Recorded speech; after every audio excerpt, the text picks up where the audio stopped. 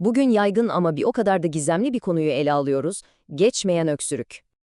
Eğer öksürüğünüz 8 haftayı geçtiyse bu önemli bir ipucu. Gelin bu işin derinine inelim.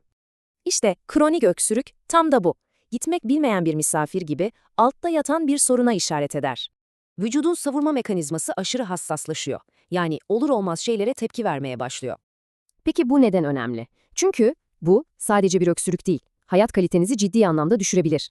Sürekli öksürmenin getirdiği bu etkiler gerçekten de can sıkıcı ve ağrılı olabiliyor. Hatta bazen durum çok daha ciddi boyutlara ulaşabiliyor. Riskler gerçekten büyük. İşte bu yüzden öksürüğün nedenini doğru bir şekilde araştırmak hayati önem taşıyor. Peki, riskleri anladık. Gelin şimdi olası şüphelilere, yani nedenlere bir göz atalım. Şüpheli listesi epey kalabalık. Astım, reflü, hatta kalp rahatsızlıkları bile olabiliyor.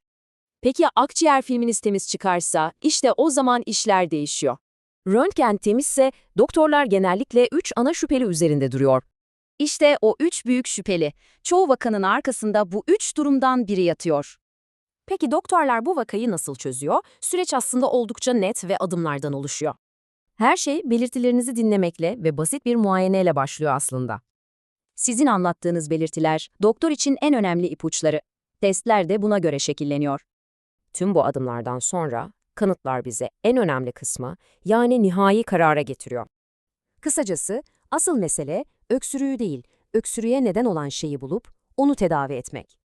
Unutmayın, öksürüğünüz aslında bir ipucu. Vücudunuz size bir şey anlatmaya çalışıyor olabilir.